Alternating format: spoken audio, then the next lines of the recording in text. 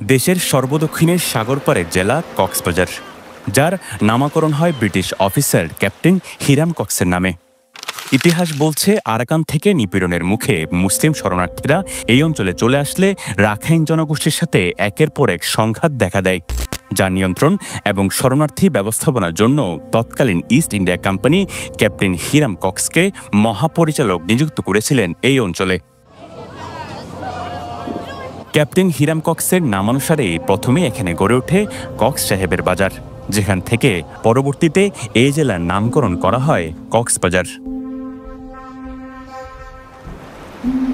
যে মানুষটি এই অঞ্চলের নামকরণের ইতিহাসের সাথে জড়িত তাকে ঘিরে কৌতূহলেরও শেষ নেই। তাই সরকারি দপ্তরে সংরক্ষিত এবং ইন্টারনেটের বিভিন্ন জায়গায় থাকা ক্যাপ্টেন কক্সের ছবি দেখতে চায় না এমন মানুষ খুব কম খুঁজে পাওয়া যাবে। কিন্তু তা যদি হয় বছরের পর বছর ধরে ভুল ছবির সাথে পরিচয়, তাহলে বিষয়টি অবাক করার মতো।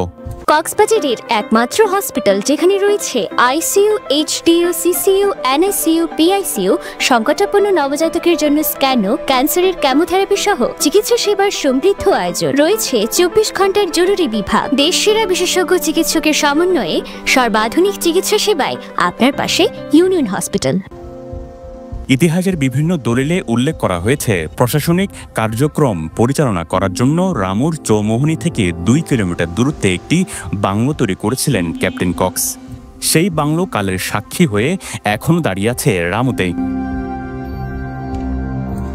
এই ইতিহাসের সংস্পর্শ পেতে শুধু কক্সবাজার নয়, দেশের বিভিন্ন স্থান থেকে ছুটে আসে ভ্রমণ পিপাসু এবং ইতিহাস সন্ধানীরা।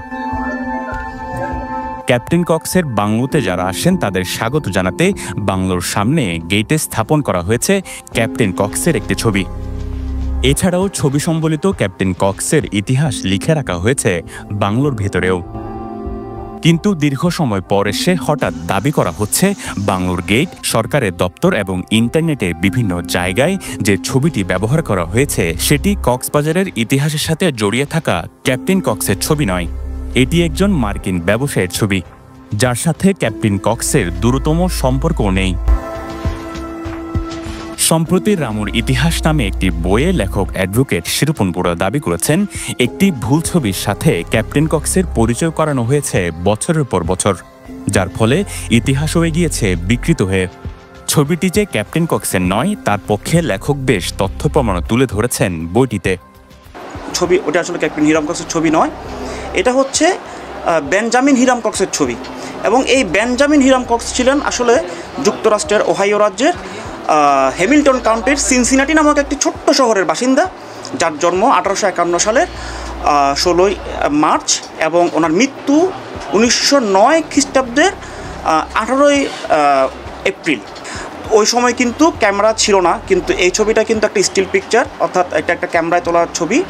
এবং হিরাম কক্সের আমলে, অর্থাৎ হিরাম কক্স যখন মারা যান তখন তো ক্যামেরা ছিল না।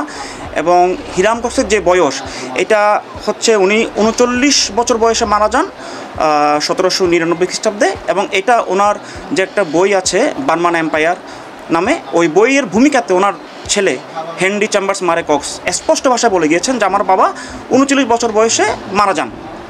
তো আসলে যেহেতু এটা একটা কমন সেন্সের বিষয় যে যুগে ক্যামেরা ছিল না, ওই যুগে একটা ক্যামেরায় তোলার ছবিকে আমরা হিরাম কক্সের ছবি হিসেবে চালিয়ে দিচ্ছি।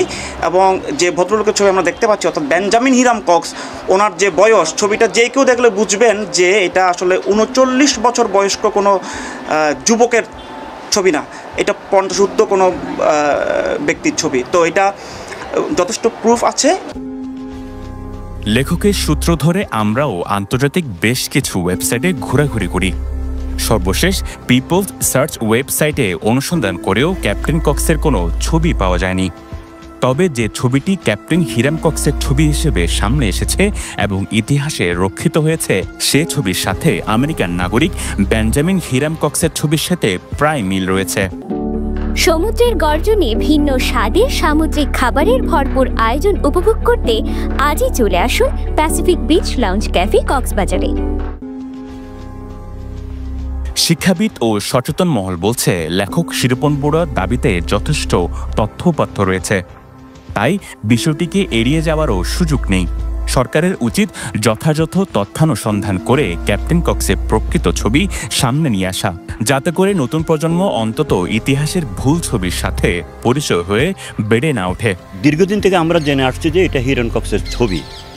সুতরাং এখন যেহেতু অ্যাডভোকেট শিরূপন বড়ুয়া যথেষ্ট গবেষণার মাধ্যমে যথেষ্ট তথ্যপত্রের মাধ্যমে তার লেখাতে এটা যে হিরণ কক্সের ছবি নয় সেটা তুলে ধরেছেন, সেই জন্য আমি মনে করি প্রশাসনকে জরুরি ভিত্তিতে মানে সমাধানে যাওয়া উচিত। এই যে আমরা মিথ্যা ইতিহাসের উপর থাকতে পারি না। কক্সবাজারের নতুন প্রজন্মকে আমি মনে করি এই কথাটা দ্বারা আরও বেশি কৌতূহলী করে তুলবে এবং অনুসন্ধিৎসু করে তুলবে।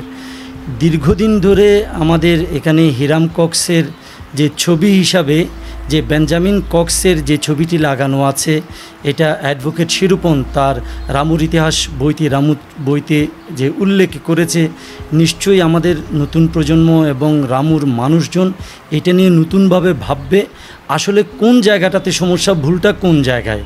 রামুর কৃতি সন্তান শিরূপন বড়ুয়া তিনি একটি বই লিখেছেন। ওই বইয়ে তিনি একটি সুন্দর গোছালো একটি রেফারেন্স দিয়েছেন, যার নিরিখে তিনি দাবি করেছেন ওই ছবিটি হিরাম কক্সের নয়, ছবিটি আসলে বেঞ্জামিন হিরাম কক্সের।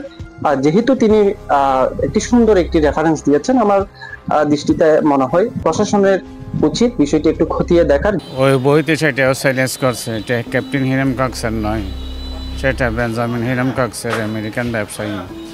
তো সেই ব্যাপারে যেহেতু একটা দ্বন্দ্ব দেখা দিচ্ছে, সেটা ব্যাপক অনুসন্ধান এবং গবেষণার দাবি রাখে।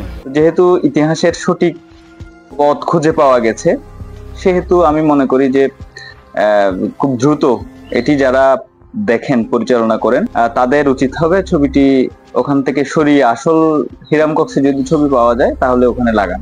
প্রশাসন বলছে বিষয়টি গুরুত্ব সহকারে বিবেচনা করবেন তারা, যাতে করে প্রকৃত ইতিহাস বের হয়ে আসে। সেখানে যদি ছবিটার ক্ষেত্রে কোনো ধরনের ভুলভ্রান্তি থেকে থাকে, এটা আমরা নিজেরা তদন্ত করব এবং পর্যাপ্তভাবে তদন্ত করার পরে প্রপার চ্যানেল আমরা জানাবো এবং যাতে এটাকে শুদ্ধ করা যায় সেই জন্য আমরা চেষ্টা করব।